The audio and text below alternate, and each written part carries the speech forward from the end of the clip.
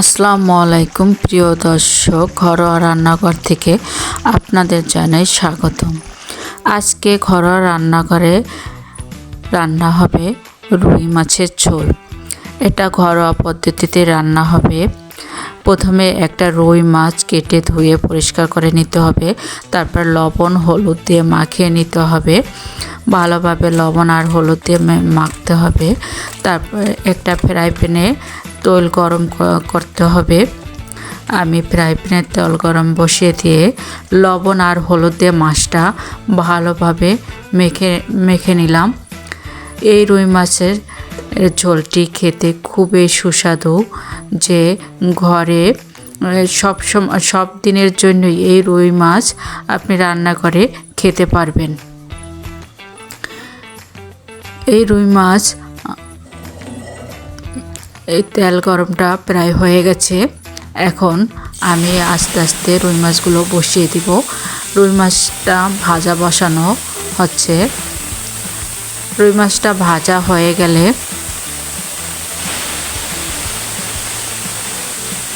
রুই মাছটা দেখতে খুবই সুন্দর ছিল। তাই দেখেন মাছের পিসগুলো কিন্তু খুবই সুন্দর হয়েছে। এই মাছটা খেতেও কিন্তু খুব স্বাদ হবে।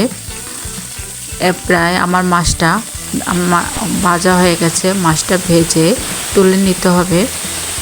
এক পাশ ভাজা হয়ে গেলে অন্য পাশ উল্টিয়ে দিতে হবে। আমি মাছটা এক পাশ ভাজা হয়ে গেছে, এই জন্য উল্টিয়ে দেওয়া হচ্ছে। উল্টানোর পরে ওই পাশ যখন ভাজা হয়ে যাবে তখন মাছটা আমি তুলে নিব।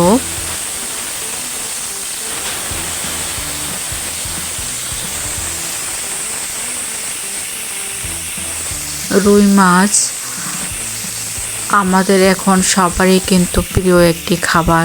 রুই মাছ বিভিন্নভাবে খাওয়া যায়। প্রতিদিনের খাবারের তালিকায় কিন্তু আমরা বেশিরভাগ সময় রুই মাছটা রাখি। রুই মাছ কিন্তু সবাই খেতে খুব পছন্দ করে। আমি মাছ ভেজে তুলে নিলাম। এখন আরেকটা কড়াইতে তেল দিয়ে পেঁয়াজ দিয়ে ফোড়ন দিলাম। পেঁয়াজটা যখন একটু ভাজা ভাজা হয়ে যাবে তখন আমি দিয়ে দিব আদা রসুন বাটা আর জিরা বাটা একসাথে বেটে রেখেছিলাম। রসুন আর জিরা এটা দিয়ে দিলাম। এটাই কিছুক্ষণ একটু কষিয়ে নিব। কষানোর পরে একটু পানি দিয়ে দিব। এটা হলুদ মাখানো পানি ছিল। মাছ মাখানোর পরে যে পানিটা ছিল সেই পানিটাই আমি দিয়ে দিলাম। এটা দিয়ে একটু কিছুক্ষণ কষিয়ে নিতে হবে।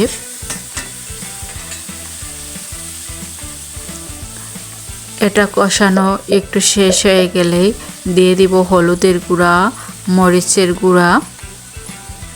এটা আমি মরিচের গুঁড়া দিয়ে দিলাম।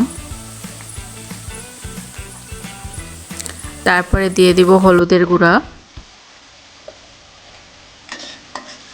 তারপরে একটু কষিয়ে নিব। কষানো যত ভালো হবে মশলাটা, খাবারটাও কিন্তু তত সুস্বাদু হবে। দিয়ে দিব পরিমাণ মতো লবণ। লবণটা যে যার মতো স্বাদ মতো দিতে হবে। তারপরে দিয়ে দিলাম লাল টমেটো। রুই মাছের ঝোলে এই লাল টমেটোটা অবশ্যই আপনারা দিবেন।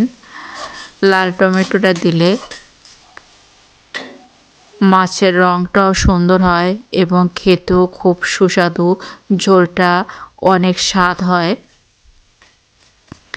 তাই টমেটোটা দেওয়ার চেষ্টা করবেন।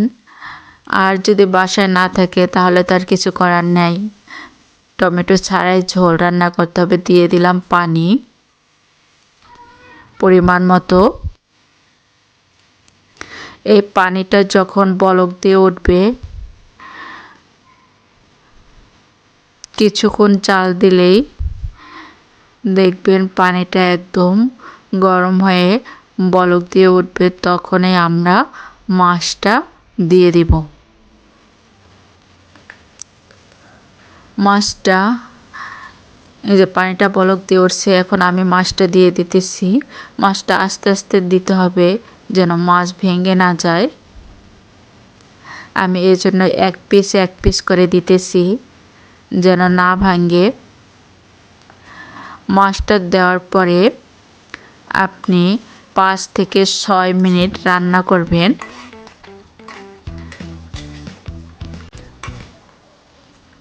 5 থেকে 6 মিনিট রান্না করলে ঝোলটা যখন একটু কমে আসবে এবং তোলটা উপরের দিকে ভেসে আসবে, আমি দিয়ে দিলাম 2টি কাঁচামরিচ। তোলটা যখন উপরে ভেসে আসবে তখন আপনি বুঝতে পারবেন আপনার রান্না প্রায় শেষ হয়ে আসছে। তোলটা যখন উপরের দিকে আসতে থাকবে তখনই কিন্তু রান্না হয়ে যায়। এই রান্না প্রায় হওয়ার আগে আমি দিয়ে দিব ধনিয়া পাতা। এই রুই মাছের ঝোলে ধনিয়া পাতা দেওয়াটাও চেষ্টা করবেন যদি বাসায় থাকে, আর যদি না থাকে তাহলে আলাদা কথা, ধনিয়া পাতা ছাড়াই খেতে হবে। ধনিয়া পাতা ছাড়াও কিন্তু স্বাদ হয়। আর শীতের সিজনে তো কোনো কথাই নাই, ধনিয়া পাতা ছাড়া রান্না চলেই না।